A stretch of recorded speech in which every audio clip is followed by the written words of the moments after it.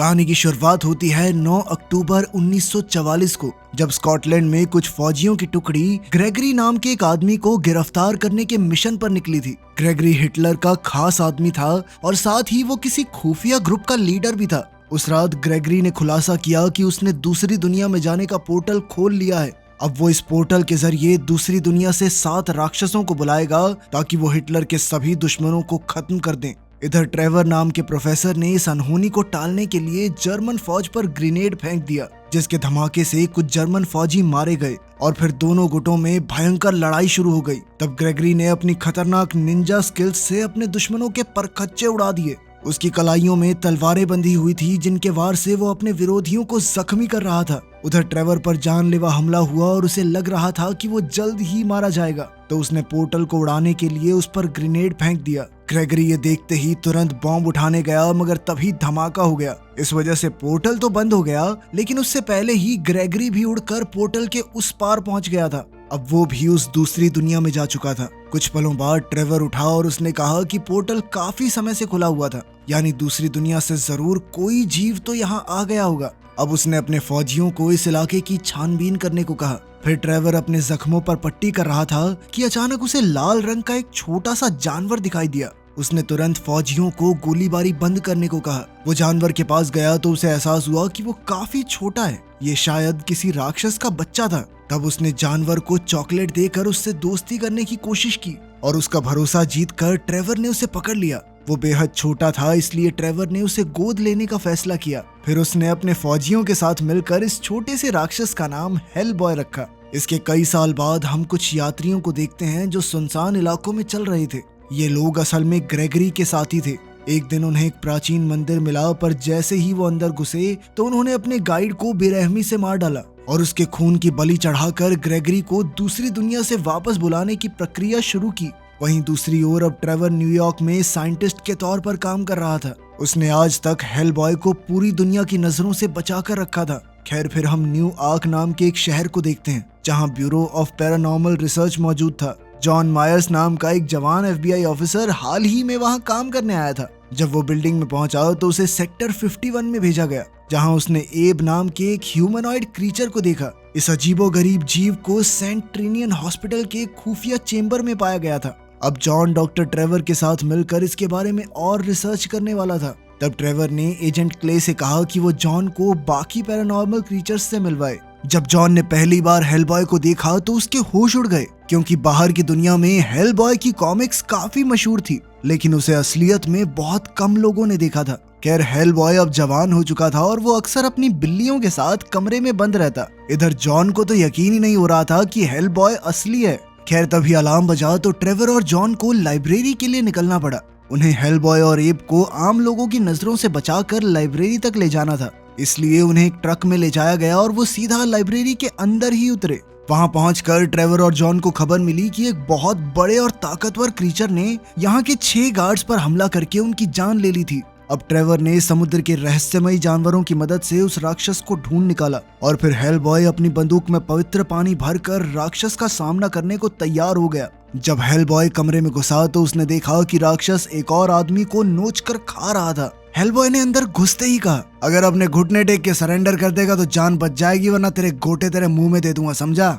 मगर उसकी बात सुनते ही राक्षस तुरंत भाग निकला। अब हेल बॉय भी उसके पीछे दौड़ा और उस पर बंदूक चला दी। आखिरकार उसके वार से राक्षस जमीन पर गिर गया और हेल बॉय को लगा कि उसने राक्षस को हरा दिया। पर तभी एब ने वहां आकर कहा कि उसे इस राक्षस के बारे में नई जानकारी मिली है। यह मरने के बाद वापस से जिंदा हो सकता है। ये सुनते ही हेल बॉय पीछे मुड़ा और उसने देखा कि वो राक्षस फिर से जिंदा होकर कहीं गायब हो गया था। फिर एब ने बताया कि आज तक कोई भी इस राक्षस को हराने का तरीका ढूंढ नहीं पाया, इसलिए हेल बॉय को खुद इसका खात्मा करना होगा। तभी अचानक राक्षस ने पीछे से उस पर हमला बोल दिया। उसके एक ही मुक्के से हेल बॉय लाइब्रेरी की दीवारों से टकराकर बाहर जा गिरा।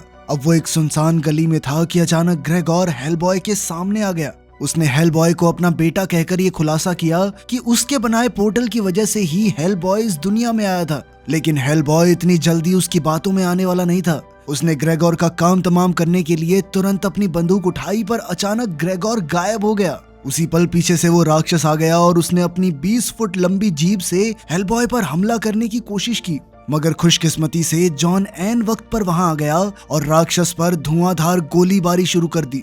इधर हेलबॉय एक दीवार के पीछे छुपा हुआ था और उसे एहसास हुआ कि उसकी शक्तियां इस भारी भरकम राक्षस को रोकने के काबिल नहीं है। आखिरकार उसने राक्षस पर एक ट्रैकिंग बुलेट चला दी ताकि बाद में वो उसे ढूंढकर खत्म कर सके। इसके बाद राक्षस वहां से भागने की कोशिश करते हुए एक मेले में फंस गया जहां हजारों लोग इकट्ठा होकर हैलोवीन मना रहे थे। अब इस राक्षस से आम लोगों की जान बचाने के लिए हेलबॉय एक बार फिर से उसे रोकने के लिए वहां पहुंचा। ये खतरा जरूर था कि उसकी असलियत लोगों के सामने आ जाएगी, मगर फिर भी लोगों की जान बचाने के लिए वो भरी हुई सड़क पर निकल गया। इधर जॉन भी उसके पीछे दौड़ा, लेकिन अचानक सड़क पर वो एक गाड़ी से टकरा गया। जैसे ही हेलबॉय ने देखा तो उसने राक्षस का पीछा छोड़ दिया और जॉन की जान बचाने के लिए गाड़ी को उठा दिया ताकि वो जॉन को कुचल ना सके। इसके बाद हेलबॉय एक बार फिर से राक्षस के पीछे निकल पड़ा। आखिरकार वो ट्रेन ट्रैक्स पर पहुंचा, पर उसे देखते ही राक्षस लोगों से भरी ट्रेन में घुस गया। तो अचानक कंडक्टर ने उस पर हमला करके उसे ट्रेन से नीचे फेंक दिया। खुशकिस्मती से वो ट्रैक के बीचों बीच जा गिरा और ट्रेन उसे बिना कोई नुकसान पहुंचाए ऊपर से निकल गई। ट्रेन के जाते ही एक बार फिर हेलबॉय और राक्षस में जबरदस्त लड़ाई शुरू हो गई, मगर राक्षस उस पर भारी पड़ रहा था और वो हेलबॉय को मारने ही वाला था कि ऐन वक्त पर हेलबॉय ने अपने शरीर से बिजली की ऊर्जा पैदा करके राक्षस को जोरदार बिजली का झटका दे दिया, जिससे उसके शरीर में आग लग गई। जिसके बाद हेलबॉय वहां से चला गया। कुछ ही पलों में राक्षस भस्म हो गया, मगर जल्द ही राक्षस की आत्मा बाहर आई और दो हिस्सों में बट गई, जिससे दो राक्षसों ने जन्म लिया। उधर हेलबॉय को लग रहा था कि उसने राक्षस को मार दिया और वो आराम से हैलोवीन मनाने के लिए एक साइकाइट्रिक क्लिनिक में लिज शर्मैन नाम की लड़की के पास गया। उधर लाइब्रेरी में डॉक्टर ट्रेवर और उसकी टीम अब भी छानबीन में लगी हुई थी। तब एबे ने अपनी खास शक्तियों की मदद से इस जगह के इतिहास के बारे में पता लगाया। असल में कुछ साल पहले ग्रेगोर के खास साथी काल और नीमू यहाँ से एक नमक का जार चुराने आए थे। ये कोई आम नमक नहीं था, बल्कि हजारों परियों के आंसुओं से बना था। ये जार वहाँ के एक पुतले में छुपा हुआ था। जैसे ही नीमू को ये जार मिला तो उसने काल को गार्ड पर हमला करने को कहा और फिर ग्रेगोर ने नर्क की दुनिया से राक्षसों को बुलाने का अपना तामझाम शुरू किया। वहीं दूसरी ओर हम देखते हैं कि जब हेलबॉय लिज से मिला तो उसने लिज को अपने साथ डिपार्टमेंट में वापस चलने को कहा, लेकिन लिज ने कहा कि अभी वो ऐसा नहीं कर सकती क्योंकि अभी वो अपनी शक्तियों पर काबू करना सीख रही है। जल्द ही डॉक्टर ट्रेवर और बाकी एजेंट्स भी वहां आ गए और उन्हें देखते ही लिज अपने हॉस्पिटल में जाने के लिए खड़ी हो गई। उसने हेलबॉय से कहा कि आज के बाद उससे दोबारा मिलने की कोशिश ना करे। थोड़ी देर बाद जब लैब में हेलबॉय की मरहम पट्टी चल रही थी तो पता चला कि उस राक्षस ने उसकी बाजू पर 3 अंडे छोड़ दिए थे। इसका मतलब ये था कि राक्षस ने ट्रेन ट्रैक्स पर भी कई अंडे छोड़े होंगे। तब डॉक्टर ट्रेवर ने हेलबॉय को सुबह होने से पहले वहां जाकर सभी अंडों को नष्ट करने का काम दिया।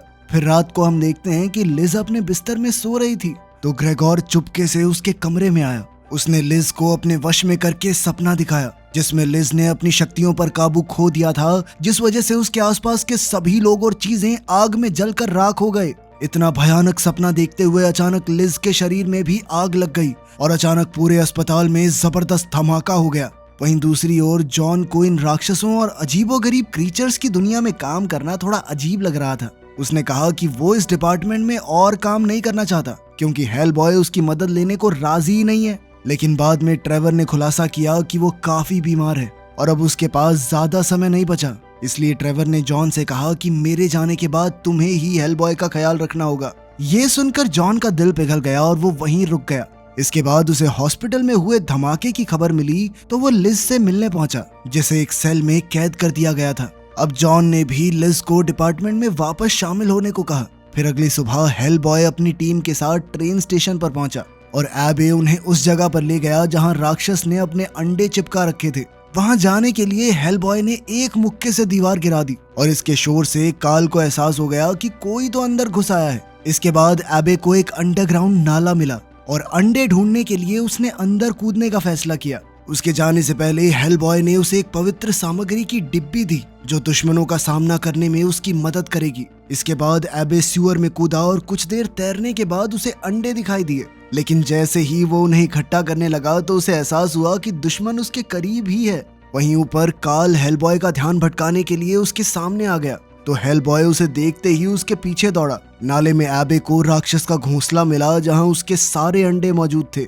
मगर उन्हें इकट्ठा करने के चक्कर में उसकी कलाई में बंधी हुई वो डिब्बी निकल गई। उसी पल अचानक पीछे से राक्षस ने उसे पकड़ने की कोशिश की, पर एबे ऐन वक्त पर तेजी से तैरकर पिल्लर के बीच छिप गया ताकि राक्षस उसे पकड़ न सके। इसी दौरान उसे अपने दोस्तों से मदद मांगने के लिए उन्हें सिग्नल भेजना पड़ा।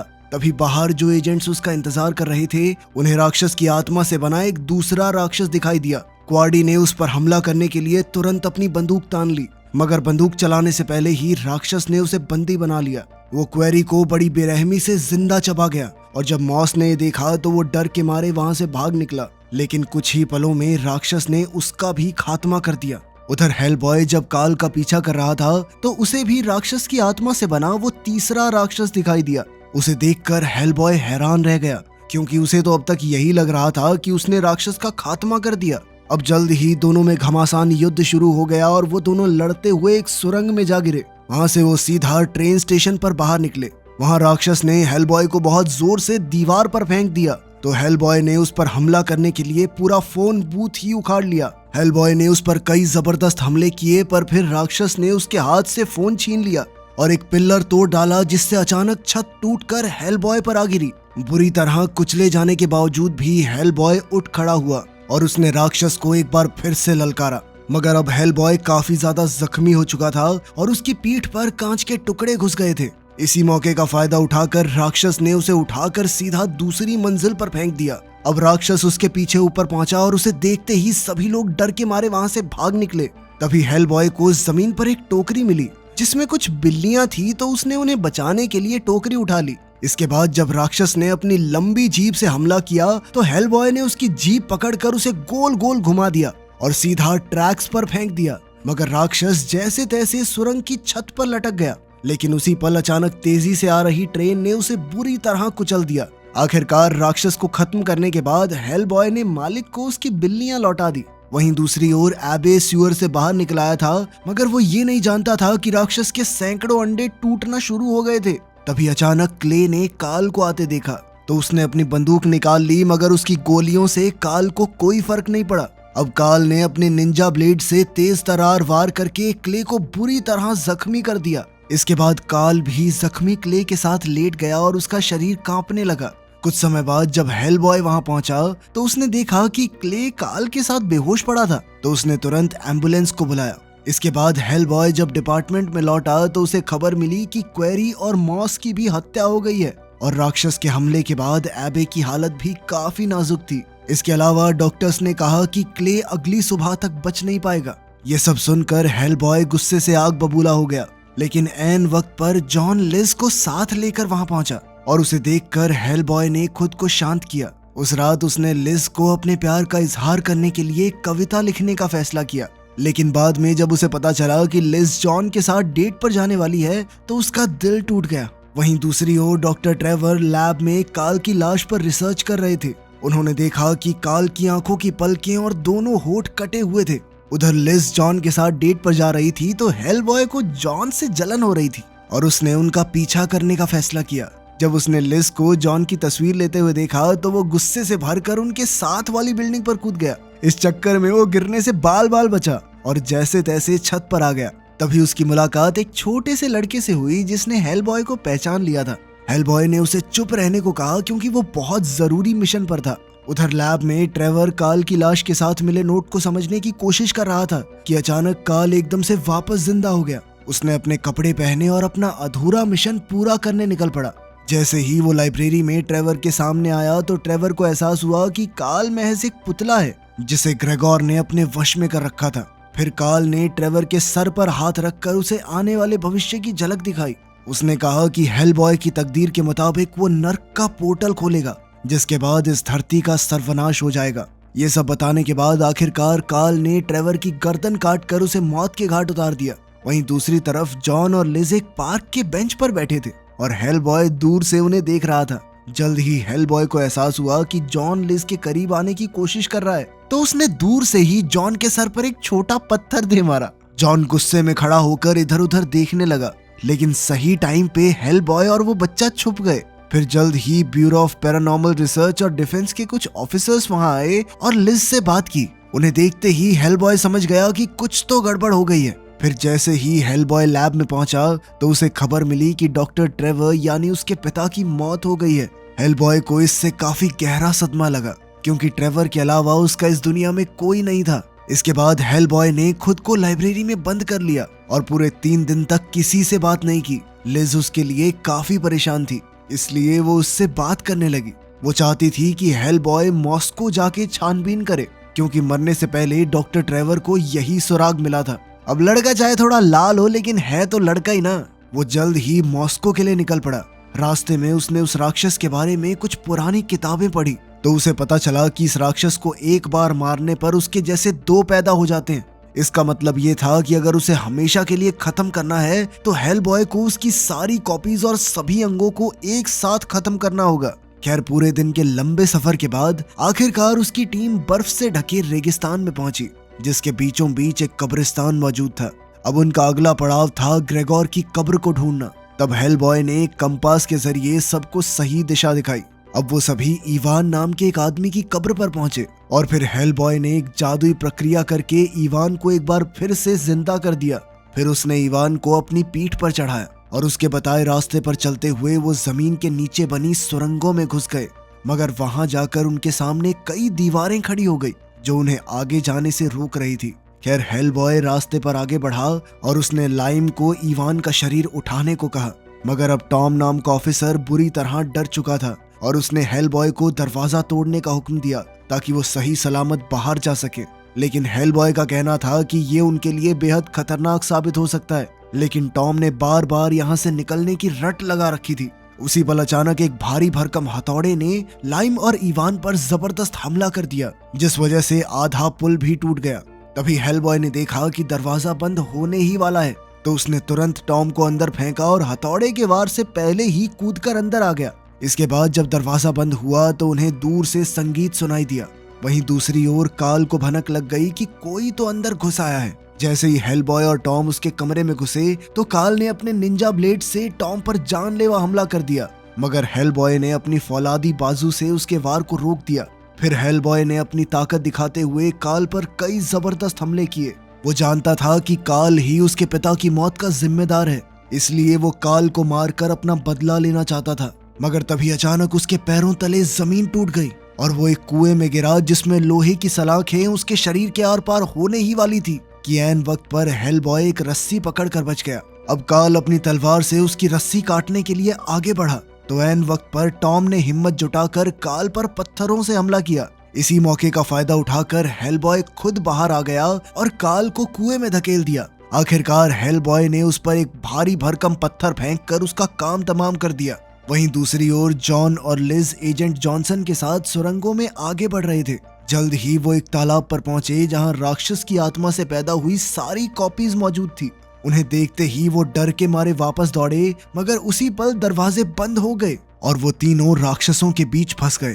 तब लिज ने रेडियो के जरिए हेलबॉय से बात करके कहा कि वो खतरे में है। ये सुनते ही हेलबॉय बिना अपनी परवाह किए जमीन तोड़ने के लिए जोरदार मुक्के मारने लगा। उसी समय राक्षस ने एजेंट जॉनसन पर हमला कर दिया तो जॉन ने उन्हें रोकने के लिए उन पर गोलियां चला दी। तभी अचानक हेलबॉय छत तोड़ता हुआ वहां आ पहुंचा और इन राक्षसों के खिलाफ घमासान युद्ध छेड़ दिया। सारे राक्षसों ने इकट्ठा होकर हेलबॉय पर हमला बोल दिया। अब लिज अपने खास दोस्त को यूं ही मौत के मुंह में नहीं धकेल सकती थी, इसलिए उसने जॉनसन को भाग जाने को कहा और फिर अपनी सुपर पावर की मदद से उसने चारों तरफ आग लगा दी। असल में वो जानती थी कि हेलबॉय पर आग का कोई असर नहीं होता, मगर बाकी सभी राक्षस इसमें भस्म हो जाएंगे। लिज के शरीर से निकली भयंकर आग ने न सिर्फ राक्षसों बल्कि उनके अंडों को भी खत्म कर दिया था।